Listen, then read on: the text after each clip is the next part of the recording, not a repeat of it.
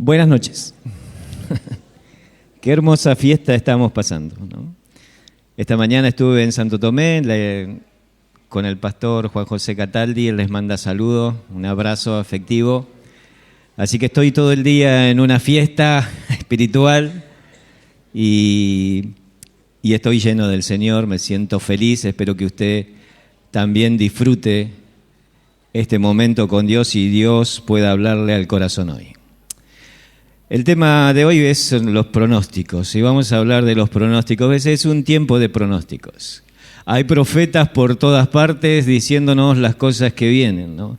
Han resurgido profetas de lo espiritual. Había siglos, pasaron siglos sin profetas y apóstoles, han resurgido.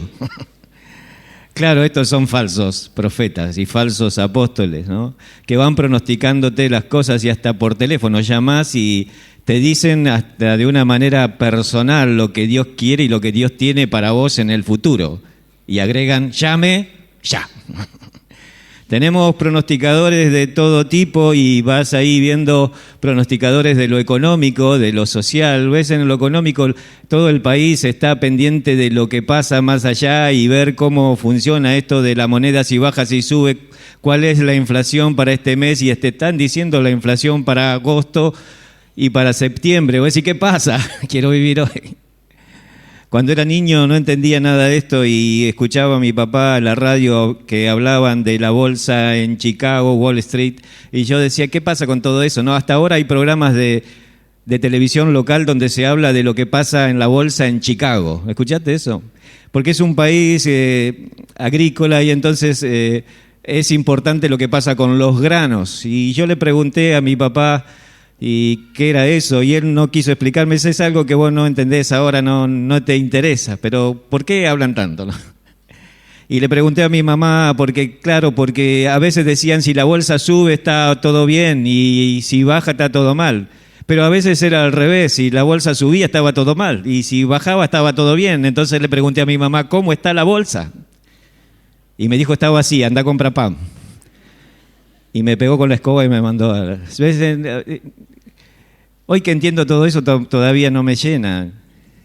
Y tenemos pronósticos de todos los tipos. Pronosticadores sociales que van entendiendo y mirando cómo va formándose la sociedad. Y van pronosticando lo que va a venir. Ahora, si querés ver en la Biblia algo de pronóstico, tenés que entender que... ¿No está funcionando? Móvemelo.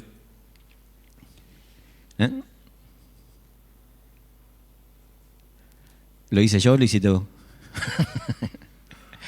Bueno, ahí en Isaías 47:13 tenés lo que es un pronóstico de la gente que está dedicada al horóscopo. Si tenés a alguien con este tema que busca mucho el horóscopo, que le interesa de qué signo sos, ¿viste? Y Capricornio, que sos de Leo, que sos de Virgo, que sos de signo peso, ¿viste lo que están?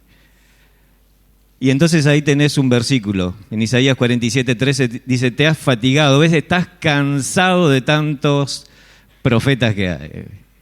Y te has fatigado de sus consejos. Compadezcan ahora, que se presenten y que te defiendan esos que miran los cielos, que observan las estrellas, que cuentan los meses, y ves que en mes naciste, para pronosticar lo que vendrá sobre ti. Y esos son los que en ese pasaje, todo ese texto va a hablar en contexto de los que miran las estrellas, que tiene que ver con los signos del zodíaco y el horóscopo. Pero tenés otros pronosticadores, que son los pronosticadores espirituales. En Primera Crónica, capítulo 12, versículo 32, dentro de una lista grande del ejército de David, donde está hablando de todos los soldados que tenía David, de todos los que estaban en su parte de su ejército, que conformaban los valientes de él, los que salían a su guerra, y los va nombrando persona por persona y por familia. Llegan los hijos de Isaacar, y Isaacar tenía 200 principales, no los tuvo él ni su esposa, los 200, ¿no? Son los hijos de Isaacar, está hablando que eran sus hijos, sus nietos, sus bisnietos, y entre todos ellos conformaban toda la familia, 200. Eran entendidos en los tiempos y que sabían lo que Israel debía hacer, cuyo dicho seguían todos sus hermanos. Es decir, estas son las personas a las que aspiramos a ser. Personas que van leyendo los tiempos, lo que está pasando y qué es entonces lo que tengo que hacer. Ellos eran entendidos en esto. Y dentro de su ejército de gente que peleaba, tenía esta gente que estaba meditando, que estaba pensando en la palabra de Dios, y cuando veía la realidad dice, esto tenemos que hacer. Y quizás en esta noche, al mirar tu realidad, aunque sea que Dios te ilumine en un foco tan personal que puedas entender, bueno, esto tengo que hacer. Y esa es mi oración. Ahora, tenés también los que van a pronosticar el tiempo, ¿no? Y ahí es bastante gracioso como los que pronostican el tiempo, ¿no? Porque hace 30 años atrás que alguien le errara en el pronóstico del tiempo era muy común, pero hoy tienen todos los elementos para invocarle, ¿no? Pero igual todavía no aciertan, ¿no? Y nosotros estamos mirando, sí, ese pronóstico porque tenemos cosas que hacer, hay un evento, hay una conferencia, hay un viaje, hay vacaciones, y entonces vas mirando anticipadamente porque alquilaste una cabaña y tenés que ver si ese sábado y ese domingo y ese lunes feriado vas a estar bien el cielo. Y mirás a 14 días, 20 días y hay una lluvia tremenda allá. Y sé cómo nos corremos el sol y que cuando llega el día ocurre otra cosa, ¿no? Nos ha pasado y ha pasado muchas veces que el que saber y entender que el que tiene el control de todas las cosas, el botón del clima, es Dios. Fuimos una vez a Misiones con un grupo muy grande de la iglesia a ayudar en la iglesia donde estaba Ezequiel Ceballo ahí ministrando, y llovió en Misiones durante 3 semanas. En ese espacio nosotros estábamos ahí, necesitábamos un solo día de sol, porque teníamos una actividad en una plaza. Todo lo demás era en una escuela, y como el agua no queda en Misiones, es un lugar alto, el agua toda corre y se va al río y desaparece, no había problema. Todas las reuniones se hacían en la escuela, pero un solo día necesitábamos. Y a la hora exacta en la plaza, cuando hacíamos la actividad infantil, salió el sol. Él maneja el botón. Pero el pronóstico era todo lluvia. ¿Qué pasó? Y terminamos la actividad, y créanme que salimos corriendo cuando terminó la actividad, porque otra vez volvió a llover, como llueve en Misiones, con todo. Y los que estaban ahí, los que fueron, se acuerdan de ese momento. Era Dios moviendo todas las cosas. Pero vamos a ver algunos pronosticadores que hay en la Biblia. No han estudiado en la escuela para hacer esto, pero igual ellos están pronosticando. El primero es el pronóstico del pesimista, el pronóstico del pesimista. Esto está en Eclesiastés capítulo 12, versículo 2. Y ahí vas a ver el pronóstico del pesimista. Es nublado y desmejorando. ¿Entendés? Nublado y desmejorando. No puede ser de otra manera. No es alguien pesimista. Y entonces él va a decir así. El capítulo 12 de Eclesiastés es un capítulo que con el final del 11 está dirigido a la juventud. Y los primeros pasajes va a hablar del corazón del joven, pero después, desde el 12 en adelante, va a hablar de un hombre anciano, un hombre en decadencia, hasta que finalmente muere y se encuentra con Dios. Y entonces cuando vas leyendo ahí en el capítulo 12, dice, acuérdate de tu Creador en los días de tu juventud, antes que vengan los días malos y lleguen los años en los cuales digan, no tengo en ellos contentamiento. Es decir, vas a envejecer. ¿Cuántos hay acá que nunca van a ser viejos? Levanten la mano. ¿Hay uno? Muy bien. La juventud eterna. Es decir, que todos vamos a esto. Esto es un buen pronóstico, ¿no? Todos vamos a envejecer. Y el versículo 2 dice, antes que se oscurezca el sol y la luz y la luna y las estrellas, ¿ves? Todo lo que brillaba antes en la juventud, cuando sos anciano deja de brillar. Y vuelvan, y aquí está el pronóstico, y vuelvan las nubes tras la lluvia. Nublado y desmejorando. Así que ese es el pronóstico, ¿ves? Apagamos el sol ahí y es nube, lluvia, nube y lluvia. Ahora, es interesante porque esto es muy parecido a un dicho argentino que nosotros tenemos, un dicho del optimista argentino. Cuando ves, estás en un problema, en una dificultad, en una apretada económica, en una enfermedad crónica, en un problema emocional, entonces alguien viene y te aconseja y te dice, cada vez que llovió, paró. Como diciendo, no es para siempre. Es una situación, un problema temporal. Cada vez que llovió, paró. Eso dijo Noé, le dijo a los animales, miren, cada vez que llovió, paró. 40 días estuvo lloviendo. El elefante estaba trompudo con esa situación.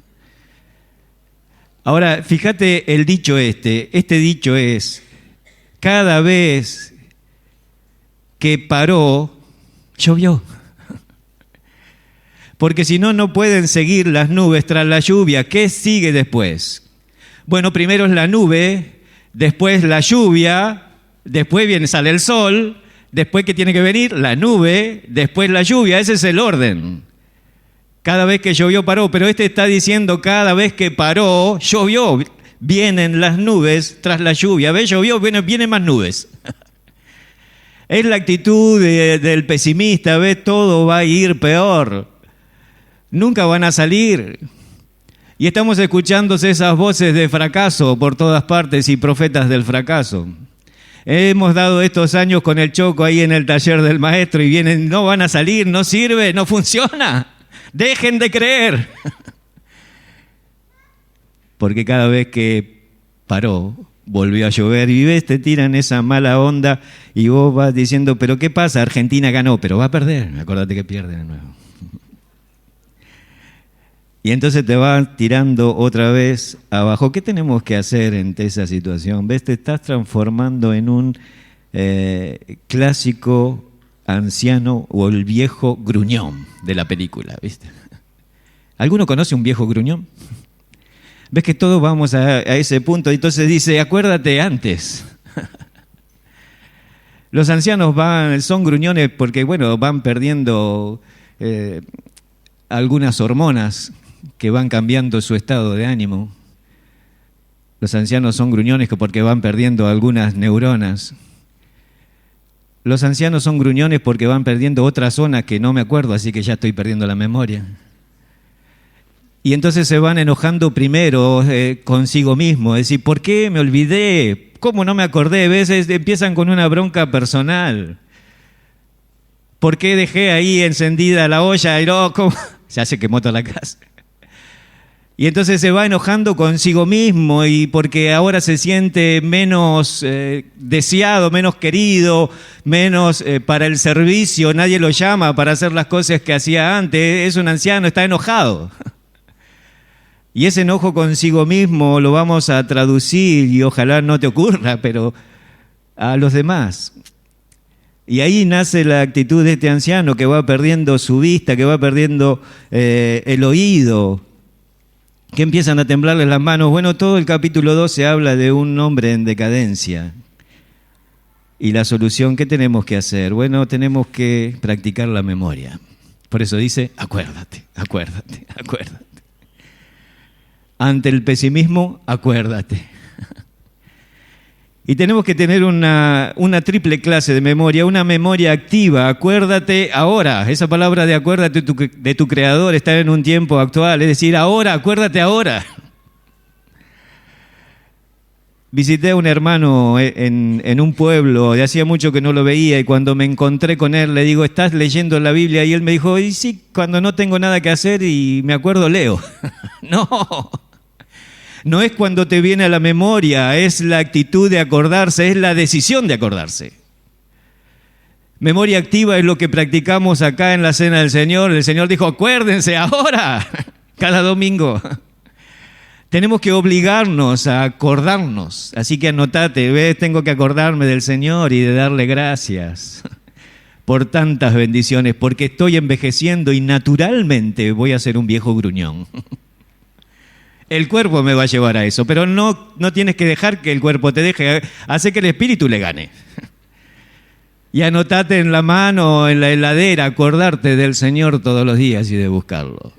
Una memoria activa, una memoria preventiva, dice ahí, acuérdate antes que se oscurezca el sol, antes que te tiemblen las manos, antes que se te caigan los dientes, antes que pierdas la voz. Antes que deje de caminar, antes que el corazón te falle, antes que la columna se te doble, antes. Es una memoria preventiva. Y generalmente nos acordamos después. Después, cuando estamos quebrados, cuando estamos heridos, cuando estamos internados, cuando el matrimonio se destruyó, entonces buscamos a Dios como nunca en una desesperación. Memoria preventiva, antes, antes. Para que cuando pase el pasar sea todavía más fácil. Memoria activa, memoria preventiva, memoria selectiva, acuérdate así, acuérdate de Él, acuérdate de tu Creador. El Salmo 71 que habla de un anciano es la oración de un anciano. Dice, haré memoria de tu justicia sola. Es que cuando somos ancianos ahí vas recordando todo lo tuyo, acordate de todo lo de Él, de las bendiciones que Él te ha dado. Hace un repaso por tu vida de todo lo que recibiste acerca de Él, acordate de Él, es la memoria que tenés que practicar. Memoria activa, memoria preventiva, memoria selectiva. Vamos a ver otro pronóstico, es el pronóstico del perdedor. Y el perdedor va a decir visibilidad total con neblinas. ¿Ves que esta gente del clima te confunde? Porque si es visibilidad total, parece que alguien en la misma radio va al pronóstico a la hora y lo que era visibilidad total ahora no es nada, ¿no? Y la palabra neblina, nosotros hacemos diferencia entre niebla como más pesada y neblina más débil, pero ahí en la Biblia es la misma. Es esa nube que se forma a la mañana. Son gotitas pequeñas de agua que están ahí. Ahora el pasaje del pronóstico está en Santiago. Hoy y mañana. Vamos ahí lo que decís, hoy y mañana iremos a tal ciudad y estaremos allá un año y traficaremos y ganaremos. Cuando no sabéis lo que será mañana, porque ¿qué es vuestra vida? Ciertamente es neblina que aparece por un poco de tiempo y luego se desvanece. Y ahí está la neblina y vamos a quitarla porque es solamente un poco de tiempo. Y la neblina está hablando de la vida, de que está diciendo la vida es tan fugaz, se pasa. Y a veces pretendemos hacer pronósticos extendidos, ¿no? De aquí iremos y haremos en aquel mes y en aquel año y traficaremos y ganaremos y está hablando de hacer dinero y de viajar. Y entonces él le dice, ¿por qué? Si no sabemos si vamos a vivir mañana. Por lo cual deberíamos decir, si Dios quiere, haremos tal cosa, pero yo tengo que vivir el hoy, mis pasos hoy para Él. No puedo pretender una vida en la distancia que no tengo asegurada, solo Dios sabe lo que voy a vivir. La vida es como la neblina, aparece, está ahí, pero sale el sol y ya no está más. Es tan fugaz y es tan importante lo que hacemos hoy y ahora. ¿Qué tengo que hacer con la neblina? Y bueno, tengo que prender los faros antinieblas, ¿no? Yo le dije a mi hija cuando salió y encontró la neblina, ¿prendiste los faros antinieblas? Y me dijo, ¿qué es eso? Y bueno, entonces le expliqué en el tablero, bueno, tocás acá y son esas luces, ¿están ahí? Allá abajo, sí. Es que si pones los faros altos, la luz se refleja en las gotitas de agua y te devuelve la luz, es como si te encandilara solo. Pero alumbrar abajo, alumbra ahí el camino y vas a ver más. Entonces nosotros no tenemos que pretender mirar allá, a veces estamos haciendo cosas a larga distancia, miremos acá, alumbremos el paso de hoy. Las decisiones que estoy tomando hoy, las actitudes que tengo hoy, tengo que alumbrar mi camino. Por eso dice el Salmo 119, lámpara es a mis pies tu palabra. Faros antinieblas. Lámpara es a mis pies tu palabra. ¿Ves? Traigo la palabra para alumbrarme, para ver qué voy a hacer hoy. ¿Cuántos pasos voy a dar hoy? Salmo 119, 133. Ordena mis pasos con tu palabra. Cuando se hizo los Juegos Olímpicos en Tokio, esto fue en el año 1964. Yo estuve ahí. No sé si era viejo. Yo nací en el 65, nací un año después. Pero se inventó en aquel lugar el primer podómetro que se llamó Mampo Key. Esto lo hizo una empresa que se llama Yamasa, ¿no? No Yamaha, sino Yamasa, que está dedicada a la salud. Hizo el primer podómetro de la historia. ¿Qué es eso? Es un instrumento, hoy se lleva como un reloj, algunos lo llevan en el brazo, para medir los pasos que da uno. Y entonces la campaña de publicidad era 10.000 pasos para la salud. Como diciendo, usted tiene que medirse si da 10.000 pasos por día para tener salud. Ahora piense cuánto usted camina. Y entonces ese artefacto, como un reloj digital, te puede decir cuánto caminaste. Hoy se usa con más tecnología, te dice cuántas pulsaciones tenés, o sea, cómo está tu presión, o sea, te dice mucho más cosas. Si ustedes miran, por ejemplo, un partido de fútbol en la televisión, después que termina, te dice cuánto corrieron cada uno, porque lo están midiendo, cuántos pasos dieron, y te dicen en kilómetros lo que corrieron. Y entonces, para la salud, ellos inventó una campaña de publicidad que había que dar 10.000 pasos por día, pero en el 2004, una universidad de Arizona, Estados Unidos, determinó que era cierto, ¿no? Para salir del sedentarismo hay que dar, por lo menos, como mínimo, 10.000 pasos por día. Si un paso son 80 centímetros y lo multiplicás, entonces son 8 kilómetros que uno debería caminar todos los días. Si uno hace menos que eso, si uno hace 5.000, por ejemplo, tiene una vida sedentaria, está arruinando su vida. Pero quizás en la computadora estás ahí, estás parado o estás en un mostrador y decís, estoy haciendo dinero, estoy ganando. Pero este es el pronóstico del perdedor. Un caminar entre 5.000 y 7.000 es una actividad baja. Entre 7.000 y 10.000 es algo activo, pero superando los 10.000 hasta el 12.000, entonces sos una persona bien activa. Los 12.500 pasos de los que hablaron son 10 kilómetros. Es interesante porque cuando leo en las Escrituras acerca del Jesús resucitado, ¿te acordás que se le aparece a unos que van caminando a Emaús?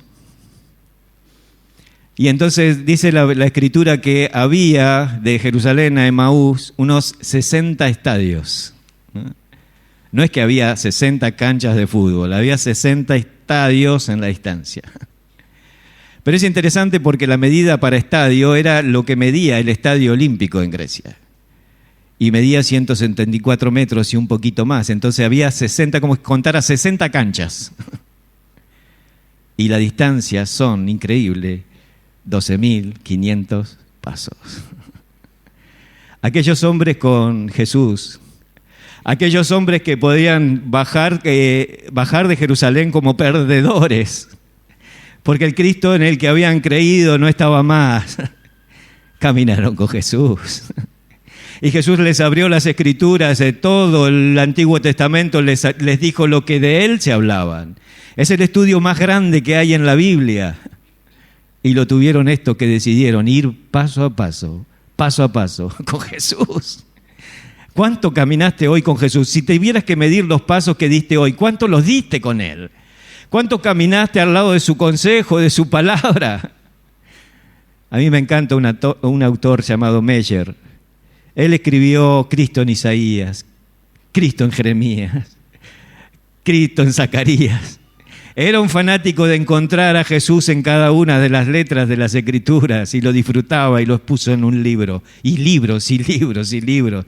Todo ese estudio, Jesucristo se lo dio a estos dos que iban a Emaús en 12.500 pasos, los 10 kilómetros que uno debería caminar todos los días. ¿Cuántos pasos diste sin Él?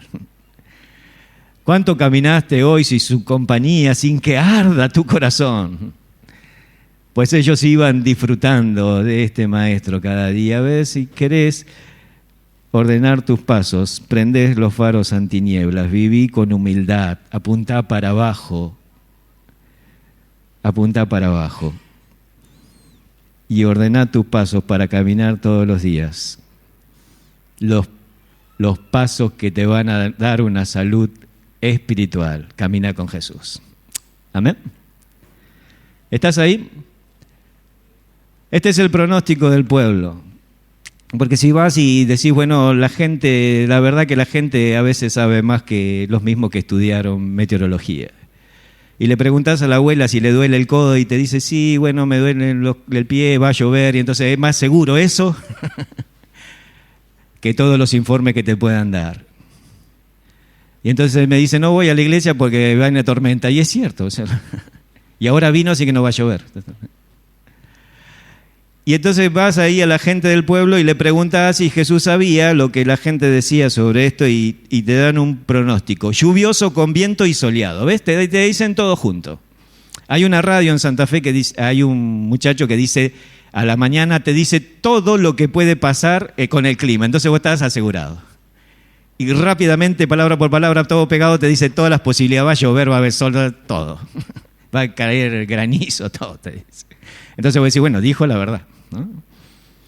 Y entonces el pueblo te dice, bueno, lluvioso con viento y soleado. Lucas 12, 54, 56. Jesús dice, le habla a la multitud. Ahí está la gente, el pueblo. Cuando veis la nube que sale del poniente, luego decís, agua viene. Y así sucede. Y cuando sopla el viento sur, decís, hará calor. Y lo hace.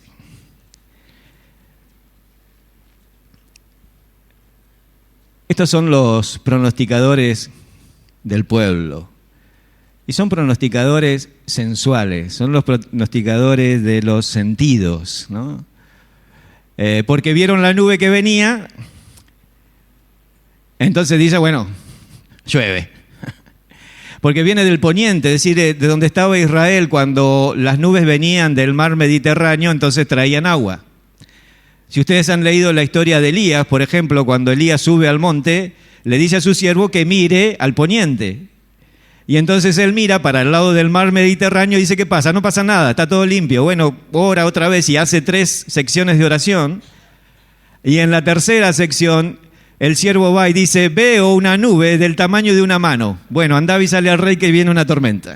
Es decir, cuando ven, entonces recién reaccionan. Tenemos una sociedad visual. Los millennials, aquellos que estudian la sociedad, están diciendo, bueno, los que han nacido ahora nacieron en la sociedad digital. Todo lo que creen es porque lo ven. Y YouTube ha sido la estación más buscada de todos, de todo el mundo. Porque se basan en lo que ven. ¿Ves? Esta es la sociedad, este es el pueblo. Y también es una sociedad sensual porque ve y porque siente. Entonces cuando sopla el viento sur, y ahí tenés que entender que en el hemisferio está dividido el mundo en el Ecuador, y cuando nosotros tenemos viento sur, ¿qué clase de viento es? Es un viento frío, ¿verdad? Porque estamos en este hemisferio. Pero ellos están del otro lado. Así que cuando tienen un viento norte que viene del polo, ahí recién tienen frío. Pero si viene del sur, el viento en Israel es un viento que viene del desierto, del Ecuador, y entonces sienten el viento, y cuando lo sienten, recién lo sienten, dice va a ser calor, y ya el viento está ahí. ¿Ves que vivimos en una sociedad, y esta es la sociedad que viene de lo visual y del sentir? Y Jesús le dice, hipócritas, ¿saben distinguir esto y no me ven a mí? Acá estoy. Y no creían en él y en lo que predicaba el mismo Cristo. ¿Creerán lo que yo digo? ¿Quién creerá si les predica? Porque vamos a vivir en una sociedad que se va a dirigir solamente o manejar por lo que ve y por lo que siente. Las iglesias se van a llenar de estas personas. Y van a ponderar más lo que van a sentir que lo que van a hacer. Y Jesucristo estaba ahí y no podían verlo. Judas habla de esto en el capítulo 1. Bueno, tiene un solo capítulo, ¿no es cierto? Pero en el versículo 18 y 19 habla diciendo, estos son los sensuales. Te lo voy a leer. En los postreros tiempos habrá burladores que andan según sus malvados deseos. Estos son los que causan divisiones, los sensuales, que no tienen al Espíritu. Es decir, se vienen iglesias de creyentes sin espíritu. Y vos decís, ¿cómo? Sin el Espíritu Santo, ¿cómo puede ser? Habrá miembros de las iglesias que no tomen jamás la decisión de conocer a Cristo, no habrá necesidad de conocerlo. Son iglesias las que vienen donde Cristo va a estar afuera. Son iglesias en las que las personas vamos a venir a entretenernos y no a edificarnos. Van a venir a divertirse y no a consolarse. Van a venir a buscar una satisfacción temporal hasta que salga, no para que salga. Esta es la sociedad que viene. Pablo le habla a Timoteo y le dice, porque vendrán, Timoteo, 2 Timoteo 3, del 1 al 5, tiempos peligrosos. Y le empieza a hablar del carácter de las personas, amadores de sí mismo, amadores de los deleites, y está hablando de la sensualidad, más que de Dios. Y agrega que tendrán apariencia de piedad, pero negarán la eficacia de eso. Es decir, ¿de qué sirve ser espiritual? Eso están diciendo. Seamos mediocres, hasta hay libros en la literatura cristiana que hablan de eso hoy. Es decir, podés ser mediocre, no hace falta que seas tan espiritual. No exageres con tu espiritualidad. Tengo una hermana que cada tanto me visita y siempre que me visita yo estoy estudiando. Y dice, ¿hasta cuándo vas a estudiar? Te va a explotar la cabeza. Necesito de Él, es una necesidad. Necesito de Él, me siento tan nada sin Él. Tengo que buscarlo todos los días. Pero venimos y viene una sociedad de tiempos peligrosos. Gente que va a negar que sea eficaz, que sea importante ser espiritual. Esa es la sociedad que viene. Cuando ves en la lista las cartas de Jesús a la iglesia del futuro y pensás en la última de las iglesias, la Odisea, y mirás una iglesia que tiene todo el confort, eso es lo que viene, la sociedad que viene. Tiene todo lo que hace falta en una iglesia, tiene la capacidad, tiene la comodidad, tiene las sillas que hace falta, tiene la ambientación, tiene las luces, tiene las estufas, tiene los aires, tiene todo, vamos por el confort. Habrá cada vez menos gente dispuesta a sufrir y a entregarse y a ir donde no hay nada, donde hay necesitados, donde hace frío, donde hay peligros de muerte, donde no es bueno para la salud. La sociedad que viene, que va a formar la iglesia, será iglesia sin Cristo. Porque mirás en la carta a la Odisea y Jesús está a la puerta llamando, déjenme por favor entrar. Déjenme entrar. Porque pretendieron ser ricos y no tienen nada. Entonces ahí está Jesús diciéndole que pretendés ser rico, crees que ves, no ves, sos ciego, sos pobre, sos un perdedor. Y por eso hablamos también de la visión del perdedor. Él creía que ganaba. Pero dice Marcos 8:36, ¿qué tal si un hombre ganare todo el mundo y perdiere su alma? Perdedores. ¿Qué tenemos que hacer? Pablo le dice a Timoteo, evita su influencia. Corre, escápate de su influencia. Búscate influenciar. Solamente déjate influenciar por Dios. Porque las sociedades y los grupos, hasta en las mismas iglesias, pretenderán que dejes de buscar a Dios. Es increíble lo que viene. Podría hablarte más ahí, pero bueno, ahí el pueblo está diciendo viento y después soleado. Son los sensuales. Pigmento. Este es el pronóstico del pigmento. Es el pronóstico que habla del color. Pigmento es color. Así que según el color va a ser el pronóstico del tiempo. Y este pronóstico está en Mateo capítulo 16, 2 al 3. Y hay una relación, si querés ver, con Miqueas capítulo 7, versículo 6, donde se habla todo el contexto, por qué Jesús dice esto. Ahora Jesús le está hablando a los fariseos y ellos van a dar un pronóstico del color. Y dice, buen tiempo con tormentas. ¿Ves? Siempre te están confundiendo la gente del clima. Y te va a decir buen tiempo con tormentas. Bueno, Jesús le dice a los fariseos, le está hablando, dice, cuando anochece decís buen tiempo porque el cielo tiene arreboles. Esa palabra significa nubes rojas, ¿no? O nube con el cielo con rojo, ¿no? Y por la mañana decís hoy habrá tempestad porque tiene arreboles el cielo nublado. Es decir, por un lado si está rojo va a estar todo bien y si está rojo va a estar todo mal. ¿Me siguen hasta ahí? Y Jesús otra vez le dice, hipócritas, acá estoy yo. Porque si hay algo que está todo mal y es por causa del rojo, acá hay más de lo rojo para que esté todo bien. Sabe que las cosas están mal y él lo va a decir en el contexto del padre contra la madre, el hijo y todos se están peleando unos con otros. Todo está mal por el pecado. Y si fuiste a la escuela dominical y alguien te enseñó que el pecado es negro, te equivocaste. Leí Isaías capítulo 1, versículo 18.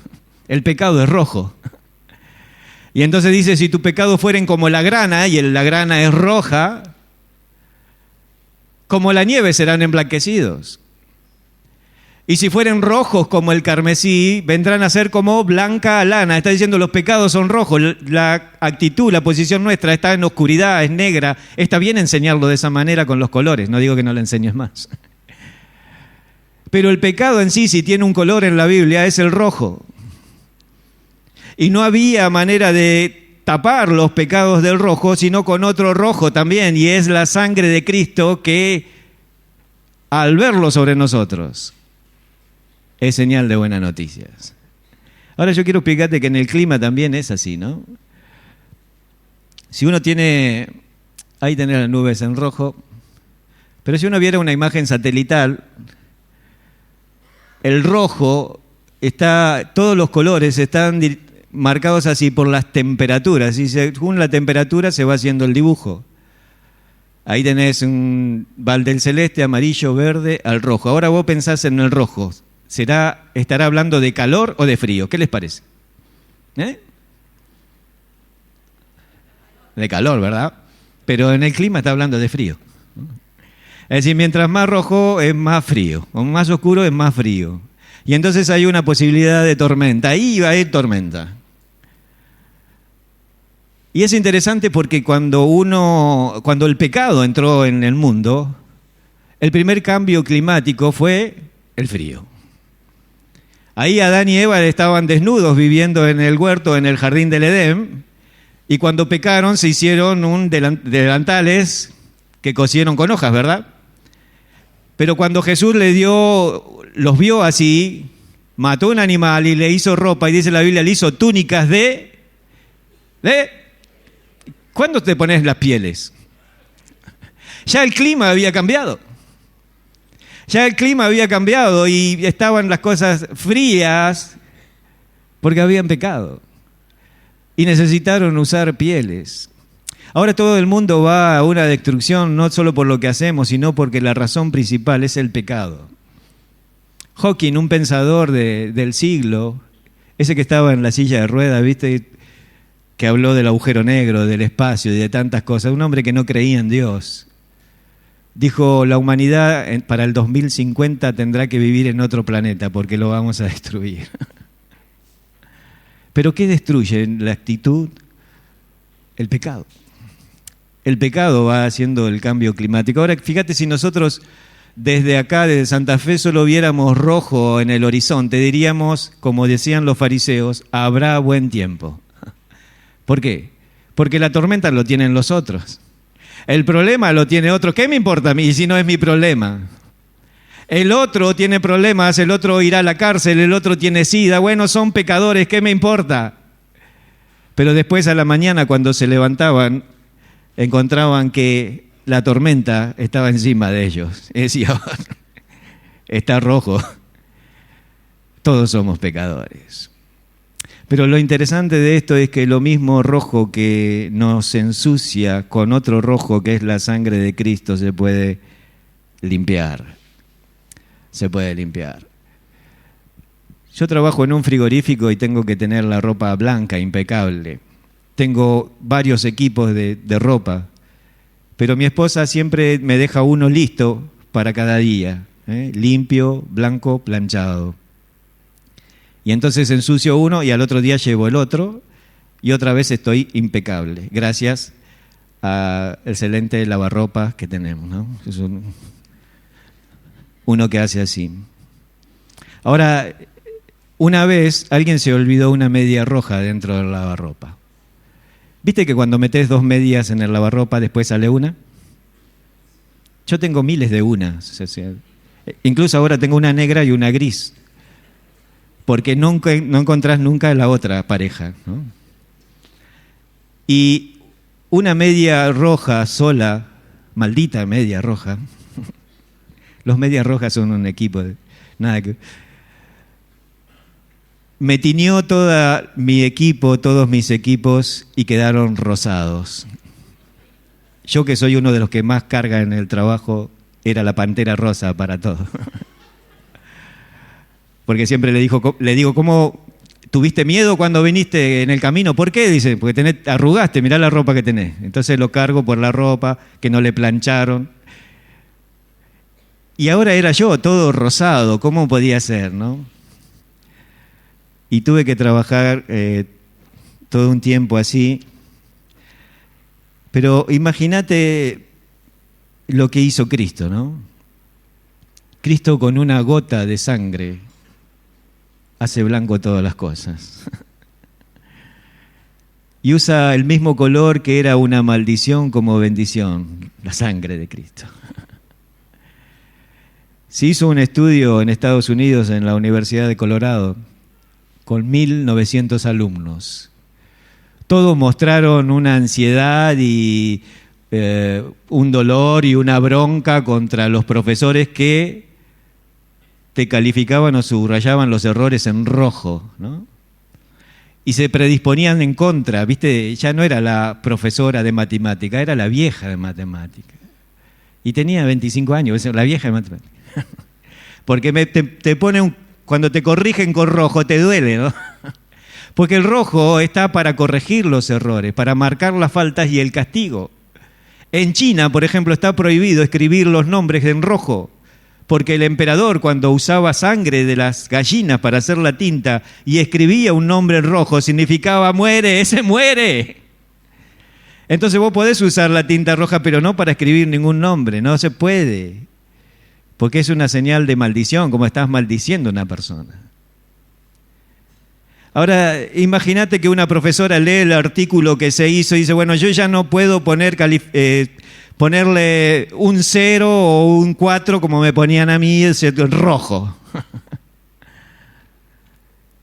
Pero tengo que calificar, entonces, ¿dónde lo pongo? Imagínate que esa profesora es tan buena y tan dulce que dice, bueno, me lo pongo en mi propio guardapolvo. Y tiene un guardapolvo blanco, impecable, y ella se empieza a escribir las notas de cada alumno, ¿no? Que tendrían que ir en rojo. Y se pone el 0, se pone el 1, se pone el 4, el 3, y va ahí, y cuando termina aquella semana tiene el guardapolvo todo sucio, todo escrito en rojo, ¿no? ¿No te dolería como alumno? Algunos de acá le irían a agregar un corazón o otra frase más. Como cuando alguien está enyesado, ¿viste? Y dice, todos quieren escribir ahí. Pero ¿no te daría pena que tu maestra llevara todas las malas calificaciones en sí? Bueno, eso hizo Cristo. No queriendo escribir sobre nosotros nuestro propio pecado, lo escribió sobre sí mismo. Y en la gloria, cuando estemos en la gloria, dice la Biblia en Apocalipsis, todos con vestiduras blancas de lino, todos impecables, brillantes. Habrá uno solo que tenga la ropa rosada. Y cuando miremos, nuestro espanto será tremendo. El único impecable, el único que debería tener las ropas blancas, es alguien que aparece con una ropa teñida en sangre.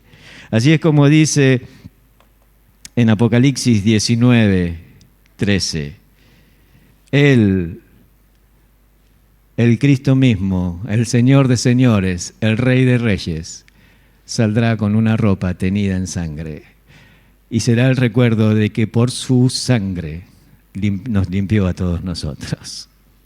Él se hizo la burla y el hazme reír en aquella cruz. Él ocupó nuestro lugar. Él con su sangre limpió lo rojo de nosotros, lo malo de nosotros. Un autor español, Ramón López de Serna, decía que escribía en tinta roja para ver circular sus ideas. Él siempre escribió con tinta roja. Y pedía que sus libros se escribieran con tinta roja también. Escritor, periodista, filósofo. Un hombre de los tiempos que hablaba sobre lo que estaba sucediendo. Decía, quiero ver mis ideas como sangre. Y cuando miro en la misma Biblia, en esta Biblia que toda es la palabra de Dios, letras negras y rojas, cuando destaca algunas Biblias las letras rojas de Cristo, no puedo ver más que la idea de Dios de librarme con su propia sangre. Son las ideas de Dios en su propia sangre, en un plan maravilloso para salvarme la vida. Quiero ver sangrar las ideas. Él es el jabón de lavadores, dice Malaquías 3:2. Un jabón que decidió ensuciarte para dejarnos a todos limpios. Y por último, es el pronóstico del príncipe. El pronóstico del príncipe. Este príncipe es el mismo David. En 2 Samuel 23, 3, 4, él va a hablar lo que se llama la última profecía de David. Él ya es un anciano y va a decir algunas palabras finales. Y entre esas palabras finales él va a entender y decir que el Espíritu de Dios ha hablado por mí, y decir todo lo que escribí, los salmos, fue el Espíritu de Dios que ha hablado por mí. Y entonces su pronóstico es soleado y despejado con lluvia. A veces otra vez te confunde, pero dice, es así. Y está hablando del Mesías y está hablando del príncipe que iba a venir, está hablando del Cristo y dice, será como la luz de la mañana, como el resplandor del sol en una mañana sin nubes, está todo despejado y el sol brillando, así será. Y inmediatamente dice, como la lluvia que hace brotar la hierba de la tierra. La idea es hacer vivir, el que da vida.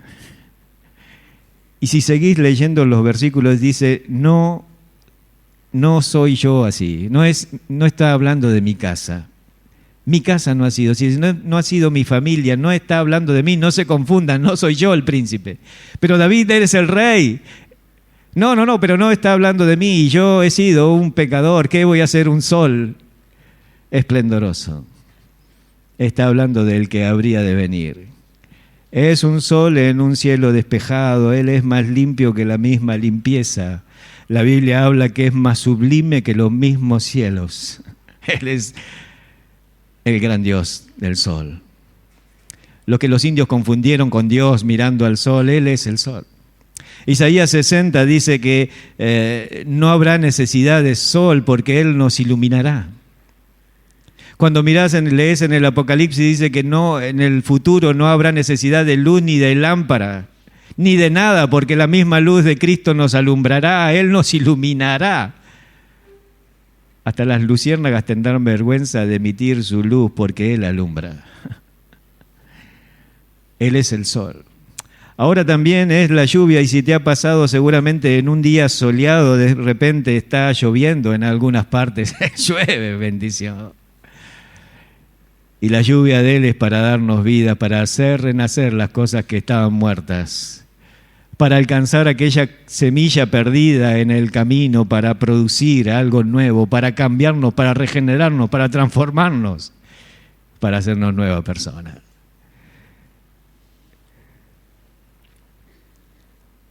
El libro de Oseas dice, venid, volvamos a Jehová, nos dará vida después de 2 días y en el tercer día nos resucitará. Y viviremos delante de Él. Está hablando, nos va a hacer pasar por su propia experiencia. Su experiencia es la que nos hace vivir. Pero tendremos que ir a Él y tendremos que morir con Él, morir nuestros pecados, de una manera simbólica, la entrega de los pecados a Él, para ser enterrados, para dejar lo malo de una vez y para renacer a una vida nueva. De eso habla la lluvia en la hierba. le dará vida. Y después de 2 días nos resucitará, como el alba está dispuesta a su salida, y vendrá a nosotros como la lluvia. Amén. Vamos a orar. Quizás tengas que pensar en dejar de ser un pesimista.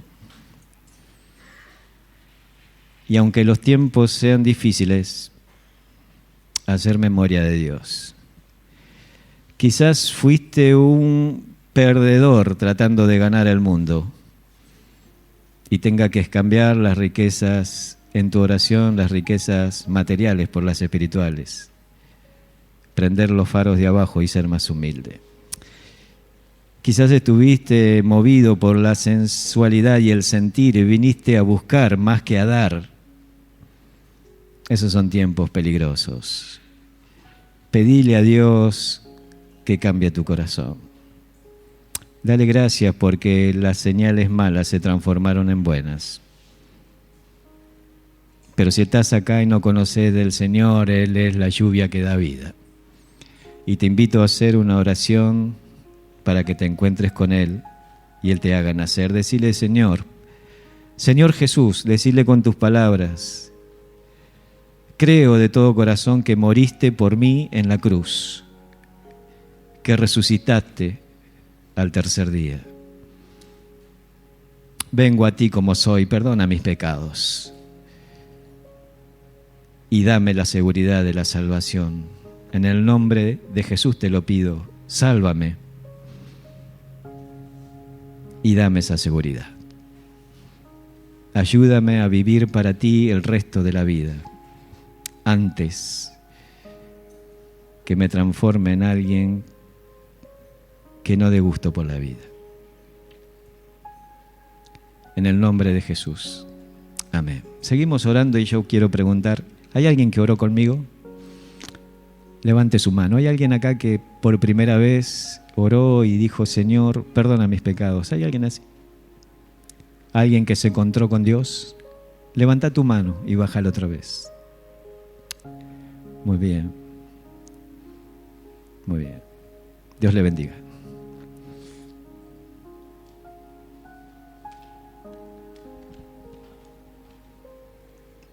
Gracias, Dios le bendiga.